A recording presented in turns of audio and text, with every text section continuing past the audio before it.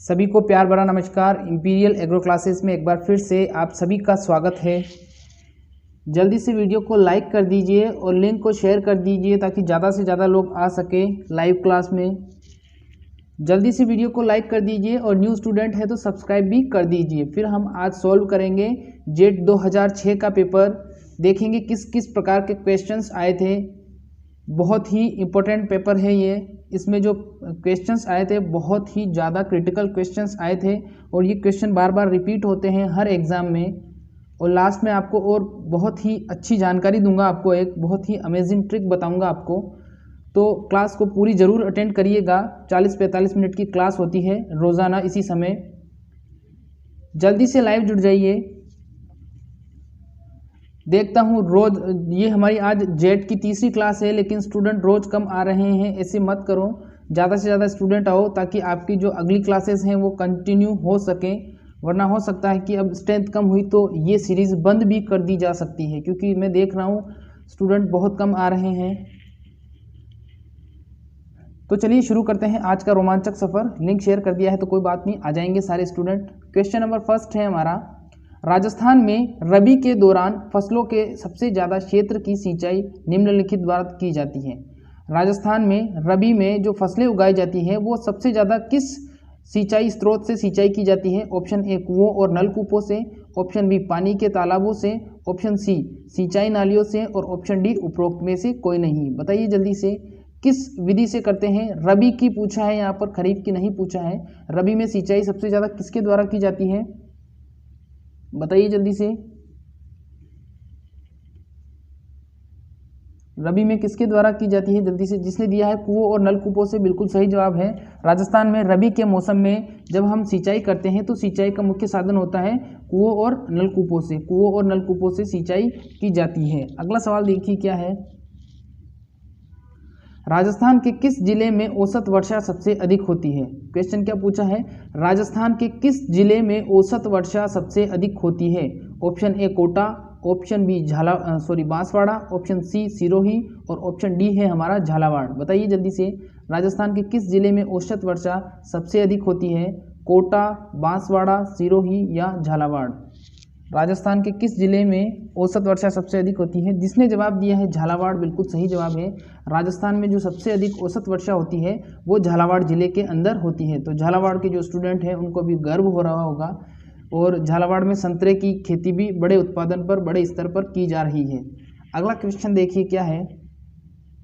Question पूछा है यहाँ पे, दक्षिणी पूर्वी राजस्थान में ज्वार की जगह किस फसल ने ले ली है? दक्षिणी पूर्वी राजस्थान कौन सा हो जाएगा? दक्षिणी पूर्वी राजस्थान हो जाएगा हमारा ये जो बांसवाड़ा, प्रतापगढ़ और इधर से ये जो कोटा, बाराबूंदी क्षेत्र है, ये दक्षिणी पूर्वी राजस्थान कहलाता है। यहाँ पर पहले ज्वार की फसल उगाई जाती थी खरीफ के मौसम में।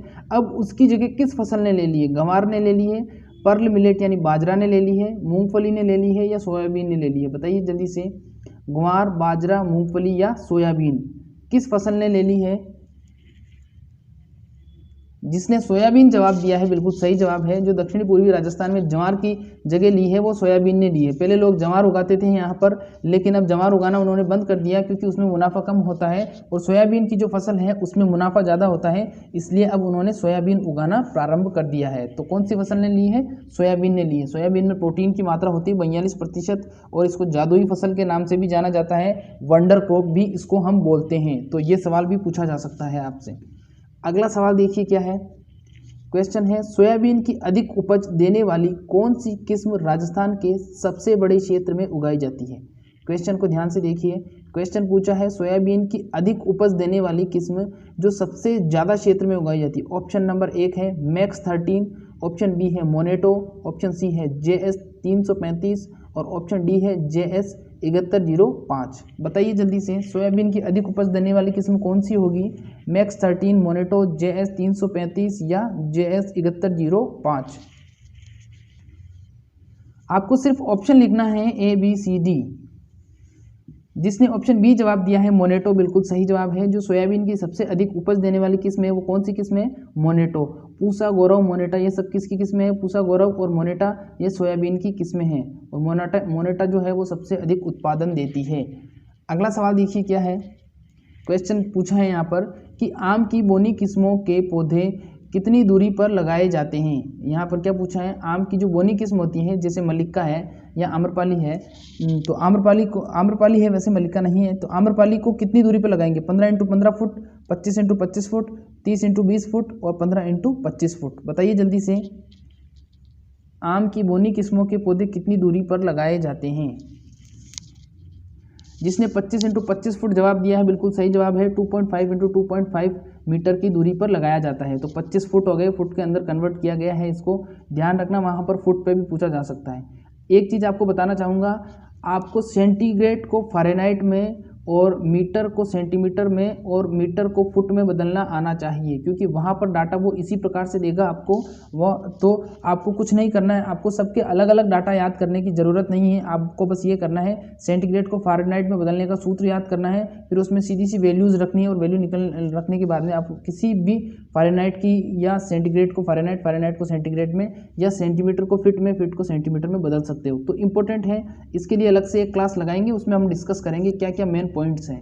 अगला सवाल देखिए क्या है, राष्ट्रीय बागवानी बोर्ड कहाँ स्थित है। क्वेश्चन पूछा है, राष्ट्रीय बागवानी बोर्ड कहाँ स्थित है। Option A Delhi, option B है जयपुर, ऑप्शन सी है गुड़गांव और ऑप्शन डी है हमारा हिसार हरियाणा। बताइए जल्दी से, नेशनल हॉर्टिकल्चर बोर्ड जिसको NHB भी बोलते हैं या राष्ट्रीय बागवानी बोर्ड भी बोलते हैं, बार बार आता है ये सवाल। Option A Delhi, option B Jaipur, option C Gurgaon और ऑप्शन डी है हमारा हिसार।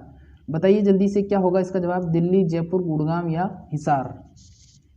बहुत ही इंपॉर्टेंट क्वेश्चन है, बार बार पूछा जाता है।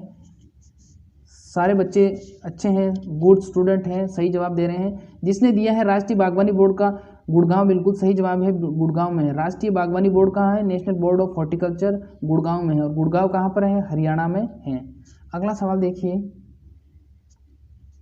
अगला सवाल पूछा है हमसे, निम्नलिखित में से कौन सा कोलेस्ट्रम में सबसे ज़्यादा होता है। कोलेस्ट्रम में सबसे ज़्यादा क्या होता है, कोलेस्ट्रम किसको बोलते हैं, कोलेस्ट्रम बोलते हैं खीस को। खीस क्या होता है, जब नवजात बच्चा पैदा होता है तो पैदा होने के बाद में जो मादा पशु होती है उसके दूध में बहुत सारे पौष्टिक तत्व होते हैं, और वो जो दूध होता है बहुत गाढ़ा होता है, और वो जो गाढ़ा दूध होता है वो क्या कहलाता है, खीस कहलाता है, और खीस को हम इंग्लिश में बोलते हैं कोलेस्ट्रॉम। तो समझ गए, जब बच्चा मादा जो गाय होती है या भैंस होती है या बकरी होती है या भेड़ होती है, वो जब बच्चा पैदा करती है तो बच्चा पैदा करने के बाद में वो 5 से 7 या 10 दिन तक क्या करती है, गाढ़ा दूध देती है, और वो गाढ़ा दूध क्या कहलाता है, खीस या कोलेस्ट्रॉम कहलाता है।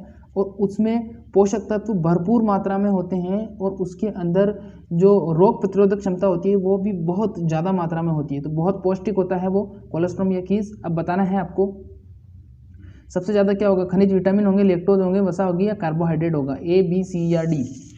जिसने ऑप्शन ए जवाब दिया है खनिज व विटामिन, बिल्कुल सही जवाब है। जो खीस या कोलेस्ट्रम होता है उसमें खनिज और विटामिन बहुत ज़्यादा मात्रा में होते हैं, और आप सब लोग जानते हो कि जो खनिज लवण और विटामिन होते हैं वो रोग से प्रतिरोधक क्षमता में हमारी मदद करते हैं या रोगों से लड़ने में हमारी मदद करते हैं।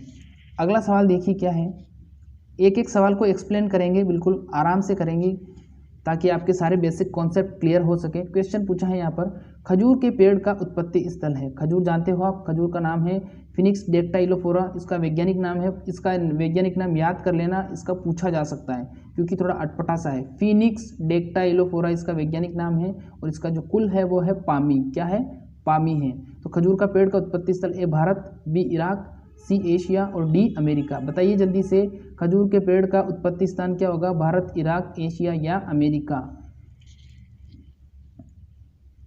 खजूर का भारत नहीं होगा, खजूर का होगा उत्पत्ति स्थान इराक। क्या होगा, इराक से है खजूर। और जो अनार है, ये खजूर अनार ये हमारे भारत की पैदाइश नहीं है, लेकिन भारत में बड़े स्तर पर इनका उत्पादन जरूर होता है, लेकिन ये अरब देशों से आए हुए हैं। अरब देश कौन से होते हैं, अरब देश होते हैं हमारा ये इराक, ईरान, अफगानिस्तान और इससे रिलेटेड जितने भी देश हैं वो अरब देश के नाम से जाने जाते हैं। अगला सवाल देखिए क्या है, राजस्थान अन्य राज्यों से किस क्षेत्र में सबसे अग्रणी है। क्या क्वेश्चन पूछा है, राजस्थान अन्य राज्यों से किस क्षेत्र में सबसे अग्रणी है। ऑप्शन ए भूरी क्रांति, ऑप्शन बी है हमारा पीली क्रांति, ऑप्शन सी है हमारा हरित क्रांति और ऑप्शन डी है हमारा नीली क्रांति। बताइए जल्दी से, किस क्षेत्र में अग्रणी है, भूरी क्रांति, पीली क्रांति, हरित क्रांति या नीली क्रांति। बहुत ही इंपॉर्टेंट क्वेश्चंस हैं, बहुत ही इंपॉर्टेंट क्वेश्चन है सारे ही, और सभी एग्जाम्स में आ सकते हैं। सिर्फ जेट की ही बात नहीं है, किसी में भी आ सकते हैं, ICR, BHU, PAT, UP के टेट। जिसने पीली क्रांति जवाब दिया है बिल्कुल सही जवाब है। पीली क्रांति कैसे है, इसका जवाब देखिए। राजस्थान में हमारे सबसे ज़्यादा क्या होता है, राजस्थान में जो सबसे ज़्यादा होता है वो होता है तिलहन। तिलहन का मतलब होता है तेल वाली फसलें, जैसे सरसों, मूंगफली, तिल, इन सब से क्या बनाया जाता है, तेल बनाया जाता है। और तेल का संबंध किस क्रांति से है, पीली क्रांति से। तो इस तरीके से आप समझ सकते हैं पीली क्रांति में कौन आगे है, राजस्थान आगे। क्यों, क्योंकि यहाँ पर सबसे ज़्यादा तिलहनी फसलों का उत्पादन होता है और तिलहनी फसलों का जो संबंध है वो पीली क्रांति से है। समझ गए, बिल्कुल बेसिक कॉन्सेप्ट क्लियर करने हैं आपको, ताकि आपको एग्जाम देते समय किसी प्रकार की कोई समस्या नहीं आए। अगर न्यू स्टूडेंट है तो प्लीज़ सब्सक्राइब कर दीजिए ताकि सारी क्लास का नोटिफिकेशन मिले आपको। अगला सवाल देखिए क्या है, निम्न में से कौन सी अनार की किस्म है, निम्न में से कौन सी अनार की किस्म है। Option A Dholka, option B है हमारी तोतापुरी, ऑप्शन सी है एन10 और ऑप्शन डी है थॉमसन सीडलेस। बताइए जल्दी से, अनार की किस्म बतानी है आपको, ढोलका, तोतापुरी, एन10 या थॉमसन सीडलेस। फिर ये चारों ही वेराइटीज़ बताऊंगा आपको किस किस फसल की है या किस किस फ्रूट की है।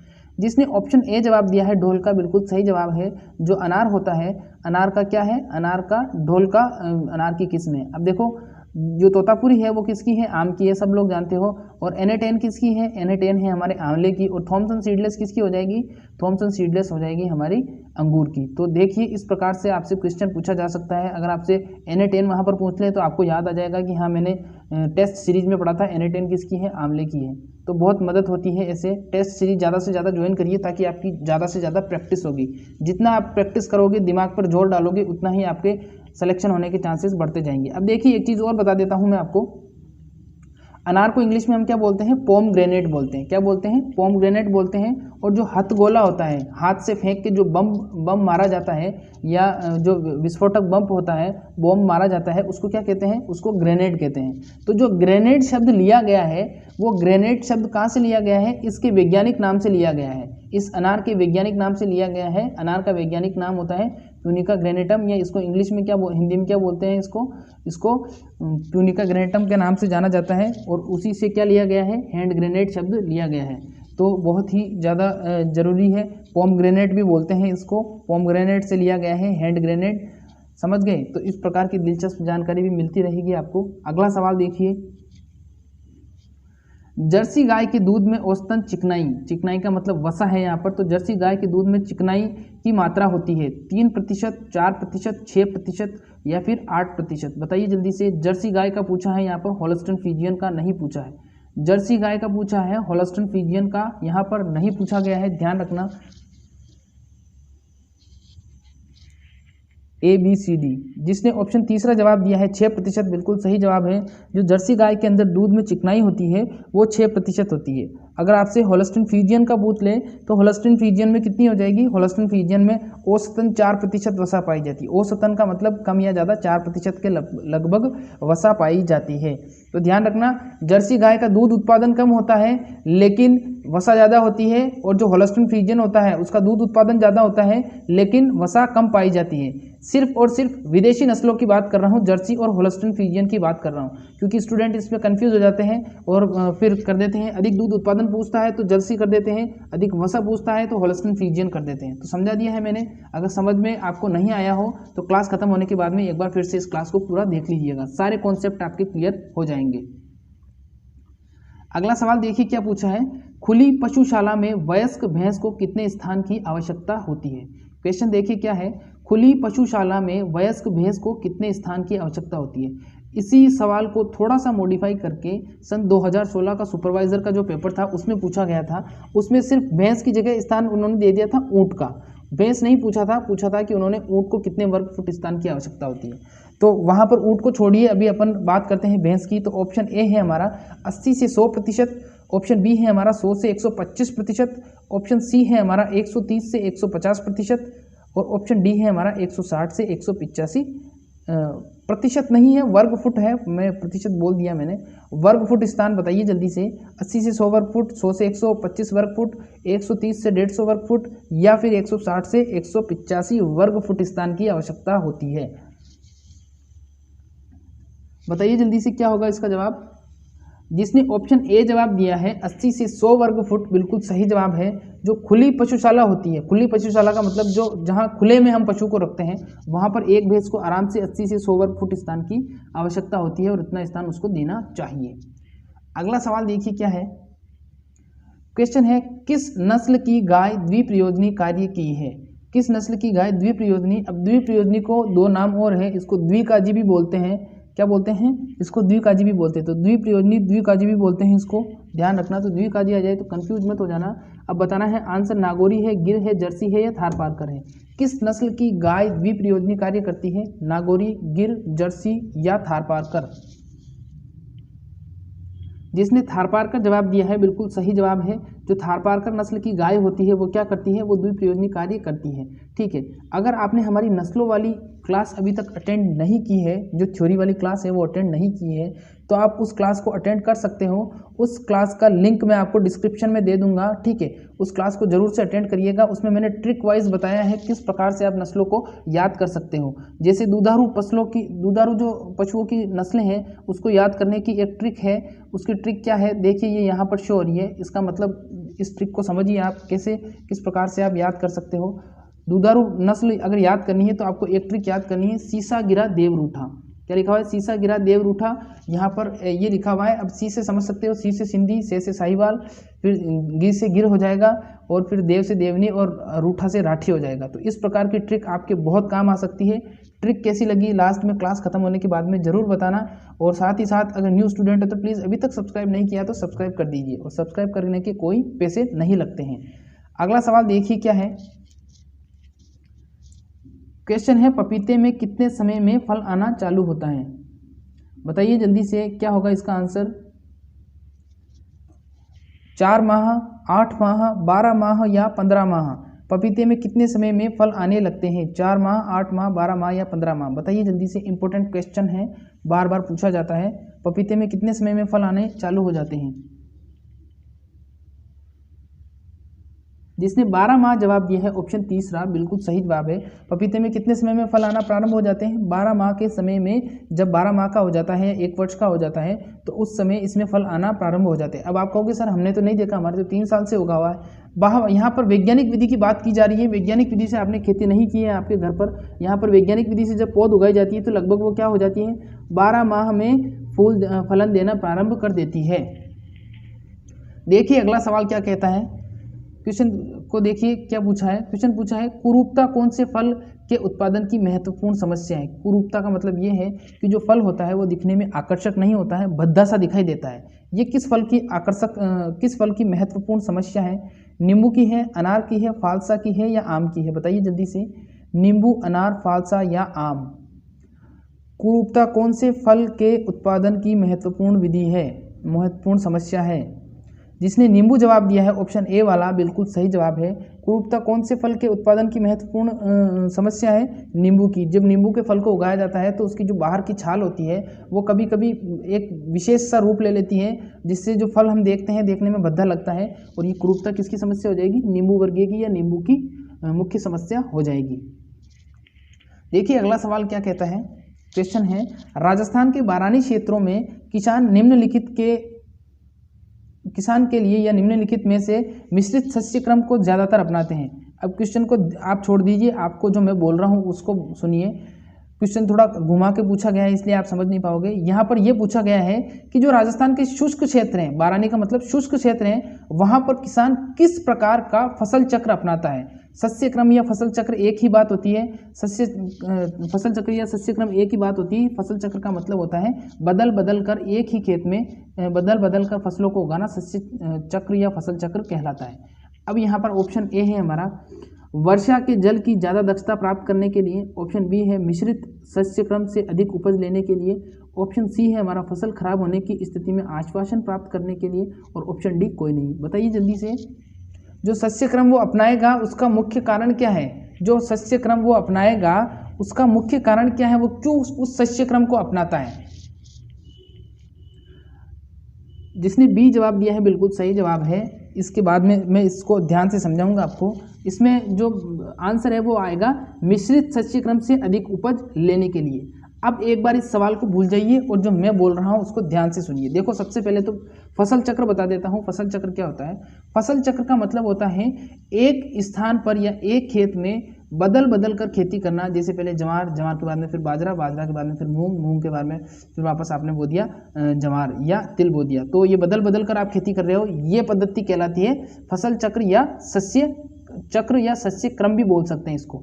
अब जो राजस्थान के बारानी क्षेत्र, बारानी क्षेत्र कौन से हैं राजस्थान के, जो अरावली क्षेत्र के उधर वाले क्षेत्र हैं, या फिर जिले की नाम लूँ तो नागौर, बाड़मेर, जैसलमेर, जोधपुर, फिर इधर से आ जाएगा आपका थोड़ा सा चूरू, झुंझुनू, ये सारे ही क्षेत्र कौन से हैं, ये सारे ही क्षेत्र बारानी कहलाते हैं या शुष्क क्षेत्र कहलाते हैं। यहाँ पर जो खेती की जाती है वो बरसात के मौसम में ही की जाती है, बरसात पर ही आधारित की जाती है। तो अब वहाँ के लोग क्या करते हैं, वहाँ के लोग इस चीज़ को मतलब उत्पादन हमें अधिक प्राप्त हो, इसके लिए वो क्या करते हैं, वो एक प्रकार का सस्य क्रम या फसल चक्र अपनाते हैं, जिसको हम मिश्रित सस्य चक्र बोलते हैं, जिसमें वो क्या करते हैं 3 से 4 फसलों के बीज को मिलाते हैं और फिर उसको एक साथ उगाते हैं, जिससे क्या होता है 1 या 2 फसल ही खराब होती है, बाकी फसल से क्या हो जाता है, उनको उत्पादन प्राप्त हो जाता है और उनका जो फसल उगाने का जो समय होता है वो बर्बाद नहीं जाता, उनकी फसल की जो खर्च या लागत है वो खराब नहीं जाती है और उनको उत्पादन प्राप्त हो जाता है।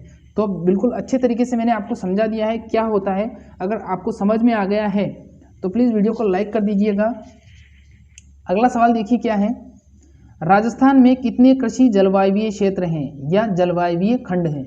अब यहाँ पर पूछा गया है राजस्थान की जो जलवायु है उसको कितने भागों में विभाजित किया गया है या कितने प्रकार की जलवायु है, तो बताइए जल्दी से। ऑप्शन ए है हमारा 18, ऑप्शन बी है हमारा 11, ऑप्शन सी है हमारा 10 और ऑप्शन डी है हमारा 19। बताइए जल्दी से राजस्थान को कितने कृषि जलवायवीय खंडों में विभाजित किया गया है। जिसने जवाब दिया है ऑप्शन सी वाला 10 बिल्कुल सही जवाब है। राजस्थान में कितने कृषि सस्य जलवायवीय क्षेत्र हैं, 10 कृषि सस्य जलवायवीय क्षेत्र माने गए हैं। अगला सवाल देखिए क्या है, खरीफ में अधिकतम उपज प्राप्त करने के लिए क्या पूछा है, खरीफ में अधिकतम उपज प्राप्त करने के लिए ऑप्शन ए बीज वर्षा के बाद एक हल चलाकर डालना चाहिए। क्या पूछा है, बीज वर्षा के बाद हल चलाकर डालना चाहिए। ऑप्शन बी है बीज जल शक्ति करने वाली वर्षा होने के ठीक बाद डालना चाहिए। ऑप्शन सी है बीज उर्वरक की मात्रा के साथ डालना चाहिए और ऑप्शन डी उपरोक्त में से कोई नहीं। अब मुझे पता है ये सवाल आपको समझ में नहीं आया होगा, क्वेश्चन को वापस देखिए, खरीफ में अधिकतम उपज प्राप्त करने के लिए क्या करना चाहिए। अब यहाँ पर सीधा सीधा पूछा गया है आपको खरीफ की फसल उगानी है, तो उस खरीफ की फसल को उगाने के लिए आपको अधिक उपज प्राप्त करनी है, तो आप कौन सी क्रियाविधि को अपनाओगे, कौन सी क्रियाविधि को अपनाओगे, तो बताइए जल्दी से।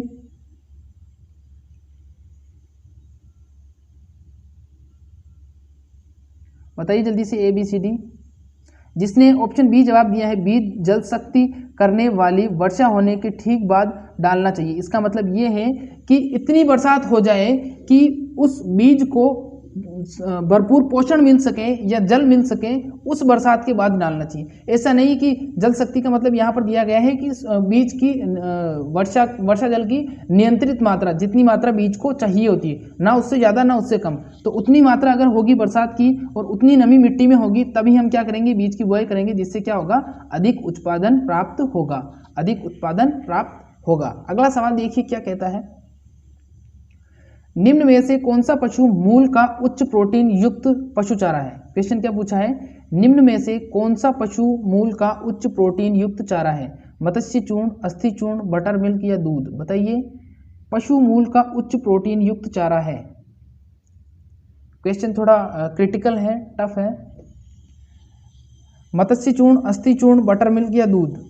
जिसने ऑप्शन ए जवाब दिया है मत्स्य चूर्ण बिल्कुल सही जवाब है। कौन सा पशु, मतलब कौन सा पशु मूल का, पशु के लिए मुख्य मूल है उच्च प्रोटीन युक्त चारा, तो मत्स्य चूर्ण क्या होता है, प्रोटीन युक्त चारा कहलाता है। मत्स्य चूर्ण को मछली का चूरा भी कहते हैं, मत्स्य चूर्ण को क्या कहते हैं, मछली के चूरे के नाम से भी जानते हैं। अगला सवाल देखिए क्या पूछा है, बार बार पूछा जाता है, किस नस्ल की भैंस के सींग दराती के समान होते हैं, या दराती के आकार के सींग किसके होते हैं। एक बहुत ही अमेजिंग ट्रिक बताऊंगा, आप कभी नहीं भूलोगे और इस सवाल को कभी नहीं भूलोगे। देखिए ऑप्शन ए है मुर्रा, ऑप्शन बी है सुरती, ऑप्शन सी है मैसाना और ऑप्शन डी है पधावरी। पहले इसका आंसर दे दीजिए, अगर आपको आता है तो दे दीजिए, अगर नहीं आता तो फिर एक अमेजिंग ट्रिक बताऊंगा, कभी नहीं भूलोगे। किस नस्ल की भैंस के सींग दराती के आकार के होते हैं। जिसने ऑप्शन बी वाला जवाब दिया है या ऑप्शन दूसरा दिया है सुरती, बिल्कुल सही जवाब है। जो सुरती नस्ल के सींग होते हैं वो दराती के आकार के होते हैं। अब देखो कैसे आपको याद रखना है। देखो सुरती में पीछे क्या शब्द आ रहा है, ती आ रहा है। दराती में पीछे क्या शब्द आ रहा है, ती आ रहा है। सुरती में दूसरा शब्द क्या है, रे है, और दराती में पीछे शब्द क्या है, रे है। तो राती और रति, राती और रति, सुरती और दराती, दोनों में पीछे वाले जो शब्द है दोनों दो नस्लें हैं, शब्द भी दो हैं, दोनों समान हैं, एक समान है। इस तरीके से कोरिलेट कर लेना, पीछे इसमें भी ती आ रहा है, इसमें भी ती आ रहा है, इसका मतलब क्या हो गया कि सुरती जो है उसके जो सींग होंगे वो दराती के आकार के होंगे, या दराती के आकार के सींग किसके होंगे, सुरती के होंगे। अब एक और होती है नस्ल जिसका नाम है मुर्रा, इसके जो सींग होते हैं वो जलेबी के आकार के होते हैं। किसके आकार के होते हैं, जलेबी के आकार के होते हैं। तो अब यह ध्यान रखना, इसके तो जलेबी के आकार के होंगे और सुरती के क्या होंगे, दराती के आकार के। दराती को हंसिया भी बोलते हैं, तो वहाँ पर पूछ ले कि हंसिया आकार के, तो हंसिया या दराती एक ही बात है। और भदावरी के दूध में 13% वसा पाई जाती है, इस चीज़ का ज्ञान होगा आपको। सबसे ज़्यादा वसा होती है भदावरी के दूध में। उत्तर प्रदेश का भदावर क्षेत्र इस नस्ल का उत्पत्ति स्थान माना जाता है। इंपॉर्टेंट है, याद रखिएगा। अगला सवाल देखिए क्या है, क्वेश्चन नंबर 21 है, किन किन फल फसल को एक वर्ष अच्छी तथा एक वर्ष कम उपज की समस्या का सामना करना पड़ता है। यहाँ पर पूछा है निम्न में से कौन सा ऐसा फल है, आम, अनार, आंवला या अमरूद, जिसको एक वर्ष तो बहुत अच्छा उत्पादन होता है और एक वर्ष उत्पादन क्या होता है, कम होता है। इसमें से एक बतानी है आपको, हो सकता है आपको दो लग रही होगी, लेकिन जो मुख्य समस्या है वो किसकी है, आम की है या अनार की है या आंवले की है या अमरूद की है। कोइंसिडेंस से सबका नाम ए से स्टार्ट हो रहा है, ए से अनार, ए से आम, आ से आंवला, ई से इमली की जगह अमरूद आ गया। जिसने जवाब दिया है आम, बिल्कुल सही जवाब है। आम बिल्कुल सही जवाब है। आम होता है उसमें क्या होता है, लगातार फलन नहीं होता है, उसमें एक वर्ष तो उत्पादन बहुत अच्छा होता है और दूसरे वर्ष उत्पादन क्या होता है, बहुत कम होता है। जिस वर्ष उत्पादन अच्छा होता है उसको हम मानते हैं ऑन ईयर, क्या मानते हैं, ऑन ईयर मानते हैं। और जिस वर्ष उत्पादन बहुत कम होता है उस वर्ष को हम मानते हैं ऑफ ईयर। तो समझ गए ऑन ईयर ऑफ ईयर क्या चीज़ होती है, समझ गए होंगे, कोई दिक्कत नहीं है। इंपॉर्टेंट है, मैंगो में से एक सवाल आएगा ही आएगा। मैंगो से मुझे याद आया, बहुत ही जल्दी हमारे टॉपिक वाइज टेस्ट सीरीज चलने वाली है, हम स्टार्ट करने वाले हैं, तो प्लीज़ आपका थोड़ा सपोर्ट दिखाइए, चैनल को सब्सक्राइब करिए। फिर हम क्या करेंगे, टॉपिक वाइज टेस्ट सीरीज चालू करेंगे, बायोलॉजी की भी और बायोलॉजी के साथ साथ एग्रीकल्चर की भी, जिससे आपके एक क्लास में एक क्रॉप के या एक टॉपिक के सारे कॉन्सेप्ट क्लियर करते हुए चलेंगे और आपको यकीन मानिए मेरा बहुत फ़ायदा होगा आपको। तो ज़्यादा से ज़्यादा टेस्ट सीरीज़ में आइए ताकि आपका जो सिलेक्शन है वो हो सके, आपकी तैयारी और भी सशक्त हो सके और भी मजबूत हो सके। अगला सवाल देखिए क्या है,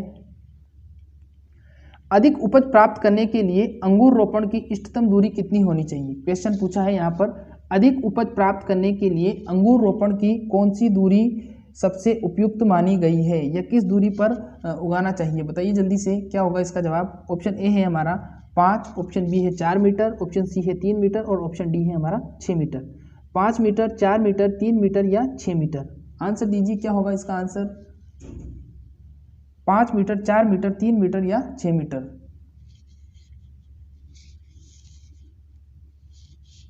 जिसने जवाब दिया है 3 मीटर, बिल्कुल सही जवाब है, तीसरा 3 मीटर।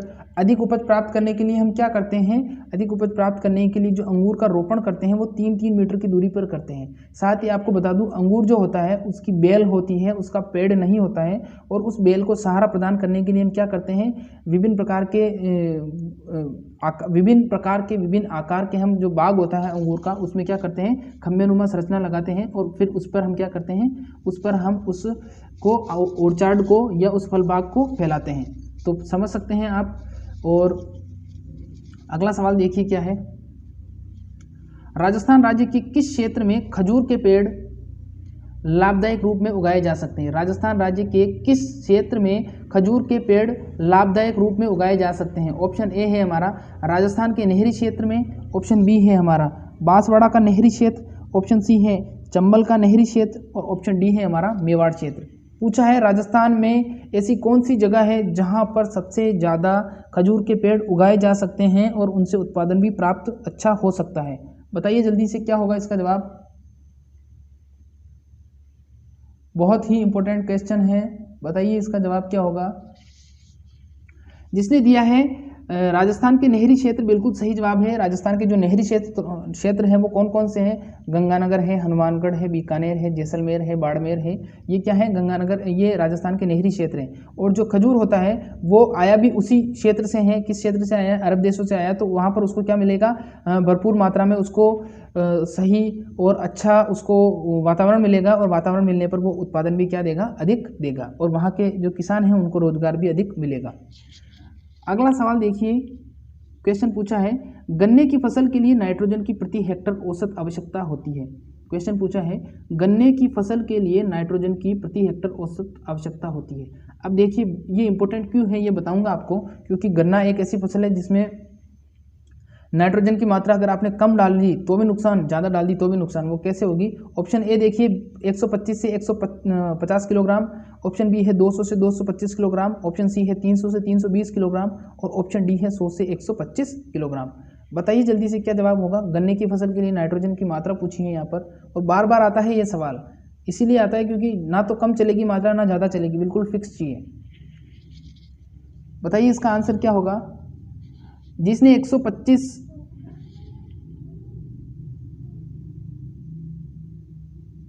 दीजिए जवाब, जिसने 125 से 150 किलोग्राम जवाब दिया है बिल्कुल सही जवाब है, ऑप्शन ए वाला बिल्कुल सही जवाब है। जो गन्ने की फसल के लिए नाइट्रोजन की मात्रा होती है वो 125 से 150 किलोग्राम के बीच में रखनी चाहिए। अगर इससे हम कम नाइट्रोजन डालेंगे तो हमारी जो गन्ने की फसल है उसका उत्पादन हमें अच्छा प्राप्त नहीं होगा, और फलों की गन्ने की बढ़वार नहीं होगी। और अगर इससे ज़्यादा डालेंगे हम तो क्या होगा? जो गन्ना होगा उसमें शर्करा की मात्रा या शुगर की मात्रा कम हो जाएगी। क्या हो जाएगी? शुगर की मात्रा कम हो जाएगी। गन्ने के अंदर जो शुगर पाई जाती है वो सुक्रोज रूप में पाई जाती है, ये भी सवाल पूछा जाता है। और लगभग 13 से लेकर 17% तक इसमें सुक्रोज की मात्रा पाई जाती है या शर्करा की मात्रा पाई जाती है। तो ये इंपॉर्टेंट क्वेश्चन है। नाइट्रोजन कितनी डालेंगे? 125 से 150 किलोग्राम के बीच में ही डालेंगे। ज़्यादा डालने पर, नाइट्रोजन ज़्यादा डालने पर क्या हो जाता है? शुगर लेवल या शर्करा का स्तर कम हो जाता है, और जो गन्ने की गुणवत्ता होती है उस पर विपरीत या प्रतिकूल प्रभाव पड़ता है। तो समझ गए होंगे आप कितना इंपॉर्टेंट क्वेश्चन है ये। अगला सवाल देखिए क्या कहता है।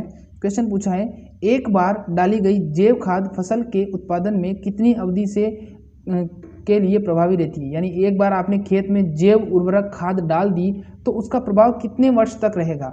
ऑप्शन ए 2 से 3 वर्ष, ऑप्शन बी 4 से 5 वर्ष, ऑप्शन सी 1 से 2 वर्ष, और ऑप्शन डी है हमारा 5 वर्ष से अधिक। बताइए क्या होगा इसका जवाब? 2 से 3, 4 से 5, 1 से 2 या 5 वर्ष से अधिक। बहुत ही इंपॉर्टेंट पेपर है ये, क्रिटिकल सवाल इसमें बहुत ज़्यादा आए थे, इसलिए इसको मैं थोड़ा आपको फोर्स कर रहा हूँ कि इसको पूरी क्लास को अटेंड करना। एक बार क्लास अटेंड करना, सिलेक्शन हो जाने के बाद में फिर आप दूसरी वीडियोस देखना आराम से, कोई दिक्कत नहीं है। लेकिन अभी पढ़ने के दिन है बच्चों, पढ़ लो अभी थोड़ा। एक बार अगर 2 महीने पढ़ने से अगर आपके आगे के 4 साल सिक्योर हो रहे तो क्या बुराई है? तो इसलिए पढ़ सकते हो आप आराम से। टेस्ट सीरीज ज्वाइन करिए, थ्योरी भी पढ़िए और घर पे सेल्फ स्टडी भी करिए। तो इसका जवाब होगा 2 से 3 वर्ष। क्या होगा? एक बार डाली गई जैव खाद से 2 से 3 वर्ष तक हम क्या कर सकते हैं? उसका 2 से 3 वर्ष तक प्रभाव रहता है, और 2 से 3 वर्ष तक वो पौधों को पोषक तत्व उपलब्ध करवाती है। अगला सवाल देखिए क्या कहता है। किसी मौसम में फसलों का औसत उत्पादन मुख्यतः किस कारण से कम होता है? क्वेश्चन क्या पूछा है? किसी मौसम में फसलों का औसत उत्पादन मुख्यतः किस कारण से कम होता है?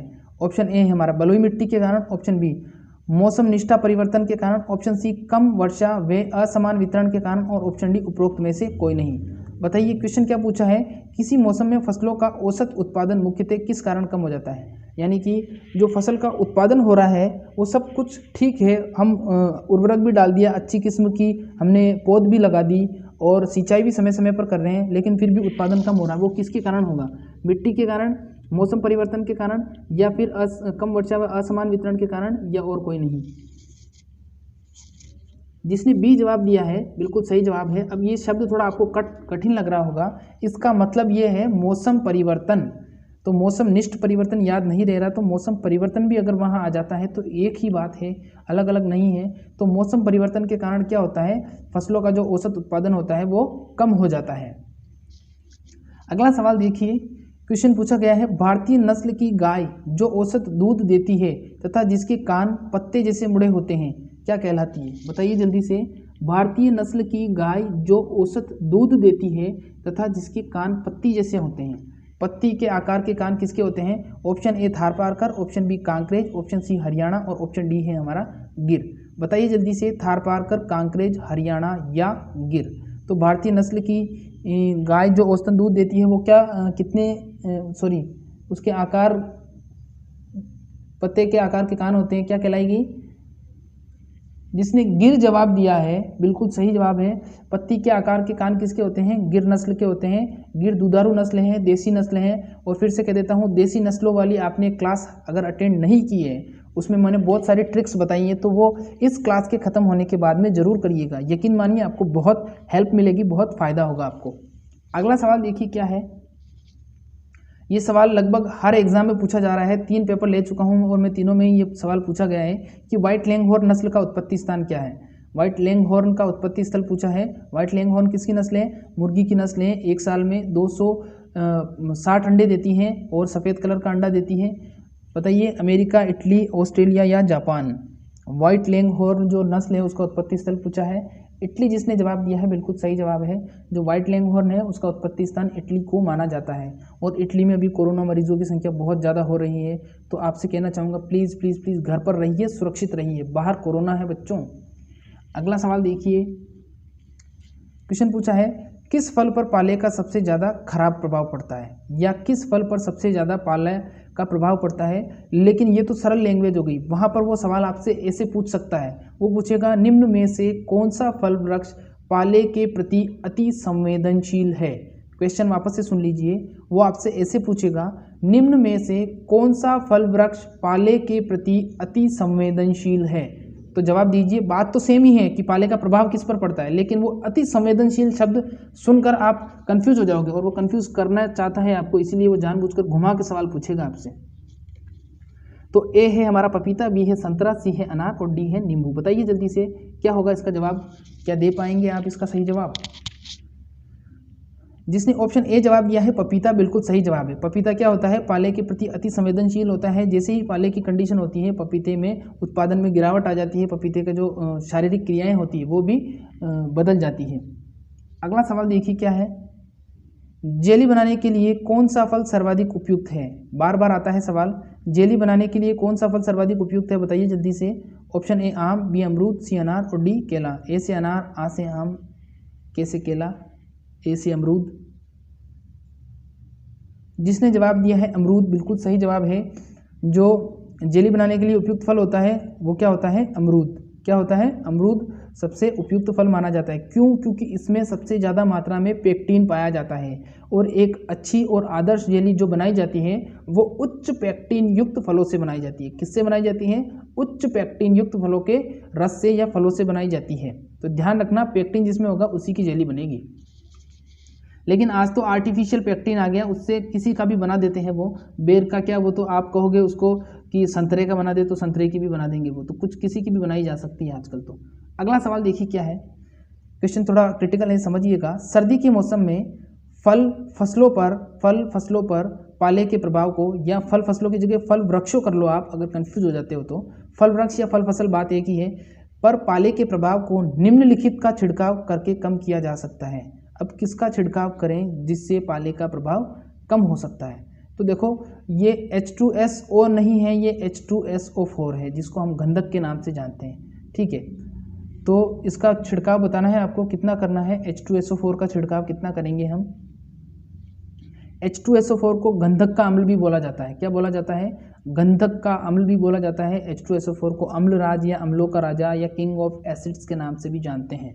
तो गंधक के अम्ल का 0.1%, कितना? 0.1% का छिड़काव किया जाता है। जब फसलों पर पाला का प्रभाव हो जाता है या होने वाला होता है, तो उस समय हम क्या कर देते हैं? गंधक के अम्ल का छिड़काव कर देते हैं। इसके अलावा और भी मेथड है, जैसे खेत के आसपास क्या कर देते हैं? धुआं कर देते हैं। तो धुआं करने से क्या होता है? वहाँ का जो वातावरण है वो थोड़ा गर्म हो जाता है, और जो हमारे फल वृक्ष हैं वो पाले के प्रकोप से बच जाते हैं। तो इम्पोर्टेंट क्वेश्चन है, ऐसे सवाल आपसे पूछे जा सकते हैं बार बार। देखिए अगला सवाल क्या कहता है, क्वेश्चन पूछा गया है, ब्रीडर द्वारा बढ़ोतरी उत्पादित तथा सप्लाई किए गए बीज को कहेंगे। यहाँ पर नॉर्मल सा क्वेश्चन है, उसको थोड़ा सा घुमा दिया गया है और आप कंफ्यूज हो गए। ब्रीडर द्वारा बढ़ोतरी उत्पादित तथा सप्लाई किए गए बीज को क्या कहेंगे? ऑप्शन ए आधार बीज, ऑप्शन बी मूलाधार बीज, ऑप्शन सी विश्वस्त बीज और ऑप्शन डी प्रमाणित बीज। अब देखिए मैं गलत ऑप्शन है वो एक एक काटता जाऊंगा, फिर आपको बताना है। देखो सबसे पहले तो ऑप्शन है विश्वस्त बीज, तो विश्वस्त बीज होता ही नहीं है, किसी प्रकार का बीज का नाम है ही नहीं विश्वस्त बीज, तो ये तो हो गया गलत, तो ये ऑप्शन तो नहीं होगा। फिर इसके बाद में है प्रमाणित बीज, तो प्रमाणित बीज तो सबसे लास्ट का होता है और प्रमाणित बीज को तो किसान को वितरित किया जाता है, प्रमाणित बीज को तो किसान खुद उगाता है, तो प्रमाणित बीज भी नहीं होगा।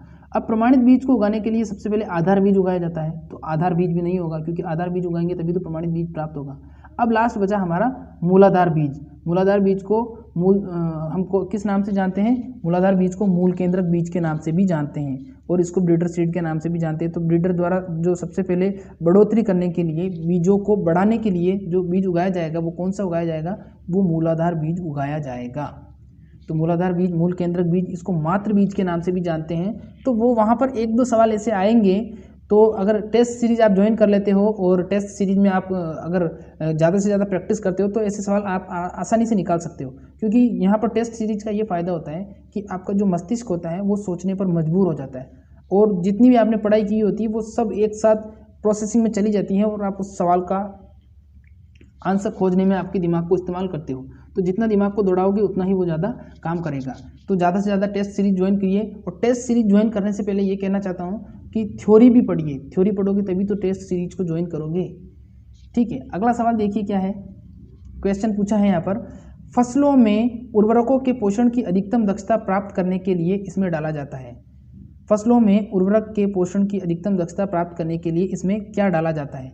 अब इस क्वेश्चन को बिल्कुल इजी तरीके से पूछा जा सकता था, लेकिन इसने इस इजी सवाल को इतना घुमा के पूछा है कि आप कंफ्यूज हो जाओगे। अब देखिए ऑप्शन क्या है? बिखेर कर, ऑप्शन बी है बीज वे उर्वरक को मिलाकर ड्रिल द्वारा, ऑप्शन सी है बीज से उर्वरक मशीन ड्रिल मशीन द्वारा डालना, या उपरोक्त में से कोई नहीं।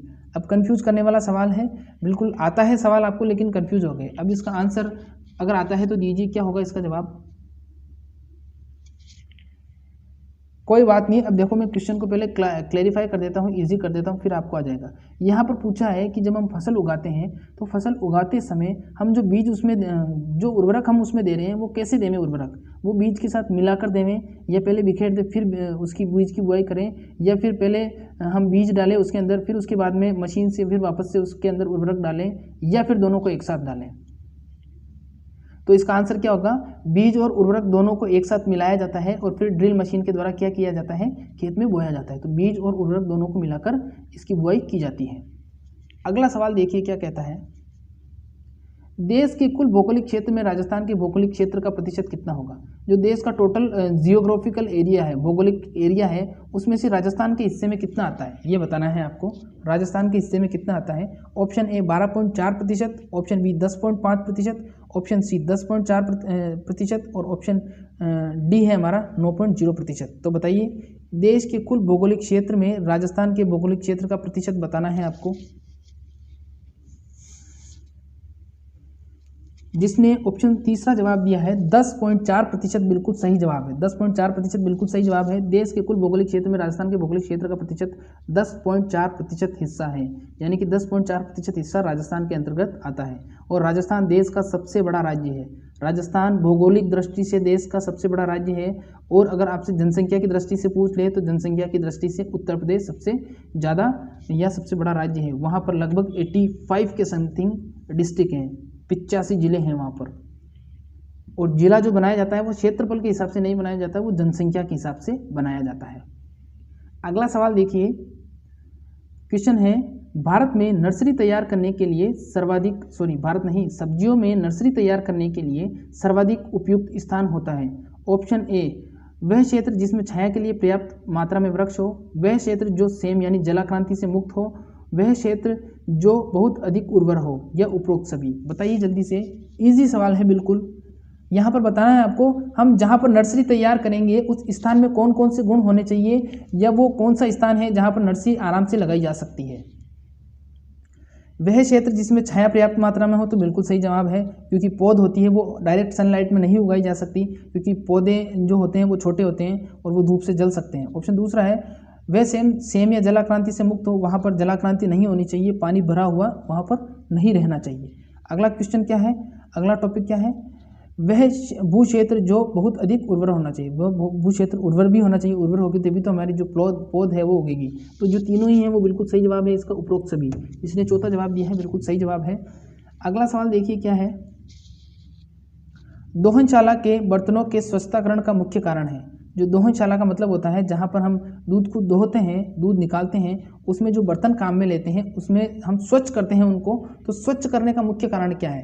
कीटों को मारना, सूक्ष्म जीवों को मारना, नाशक जीवों को मारना या विटामिन को नष्ट करना? बताइए जल्दी से। कीटों को मारना, सूक्ष्म जीवों को मारना, नाशक जीवों को मारना या विटामिन को नष्ट करना। दोहनशाला के बर्तनों की स्वच्छताकरण का कारण, क्यों धोते हैं उनको?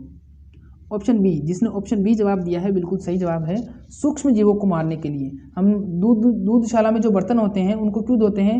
दूधशाला में बर्तनों को सूक्ष्म जीवों को मारने के लिए धोया जाता है, क्योंकि अगर उनको हम नहीं धोएंगे, मारेंगे नहीं, साफ नहीं करेंगे तो क्या होगा, वो सूक्ष्म जीव पूरे दूध को दूषित कर सकते हैं या दूध को नष्ट भी कर सकते हैं।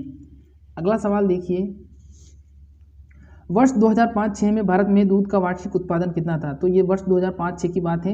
ये सवाल जेट में आया हुआ था, इसलिए मैंने इसको इंक्लूड किया था। बाकी ऐसा सवाल आता नहीं है, वापस नहीं आएगा, 2005-06 का नहीं पूछेगा आपसे।